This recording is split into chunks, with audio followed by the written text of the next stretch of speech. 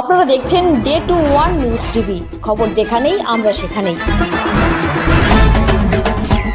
এই মুহূর্তে যে খবরের দিকে নজর রাখবো, মেদিনীপুর মেডিকেল কলেজে এক ভয়াবহ ঘটনা ঘটেছে, যা পুরোপুরি আলোচনার কেন্দ্রবিন্দু হয়ে উঠেছে। সন্তান জন্ম দেওয়ার পর স্যালাইন নেওয়ার কারণে এক প্রসূতির মৃত্যু হয়েছে এবং আরো 4 প্রসূতির শারীরিক অবস্থা আশঙ্কাজনক। আপনাদের আরো জানিয়ে রাখবো, সন্তান জন্ম দেওয়ার পর স্যালাইন নেওয়ার কারণে এক প্রসূতির মৃত্যু হয়েছে এবং আরো 4 প্রসূতির শারীরিক অবস্থা আশঙ্কাজনক।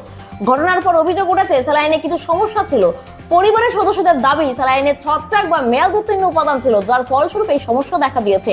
যদিও এই বিষয়ে হাসপাতাল কর্তৃপক্ষের কোনো প্রতিক্রিয়া মেলেনি এখনো। অভিযোগ খতিয়ে দেখা হচ্ছে, এমনটাই জানালেন CMOH। ঘটনায় রিপোর্ট তলব করছে স্বাস্থ্য ভবন। মেদিনীপুর মেডিকেলে যাচ্ছেন ড্রাগ কন্ট্রোল টিম। সুস্থ থাকতে কে না চায়, কিন্তু দিনের পর দিন সুস্থ থাকতে চাইলেও যেন সুস্থ থাকা আর হয়ে উঠছে না। কারণ বিভিন্ন জায়গা থেকে সুস্থ হয়ে যাবেন এমন প্রতিশ্রুতি পেলেও মেলেনি কোনো সুধা। আপনি ভাবছেন কোথায় যাবেন, কিভাবে সুস্থ থাকবেন, এমন নানা প্রশ্নের সম্মুখীন হচ্ছেন।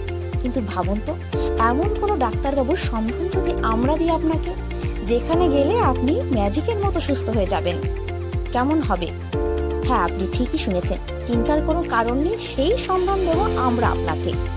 কথায় আছে, ডাক্তার হলো ভগবান, তবে সেই ভগবানের সন্ধান কজন পায়? আজ আমরা এমন একজন ডাক্তারবাবুর অর্থাৎ ডক্টর সন্তুদের সঙ্গে পরিচয় করিয়ে দেব, যেখানে রোগী ম্যাজিকের মতো সুস্থ হয়ে যান। এটা কোনো গল্প নয়, এটাই বাস্তব।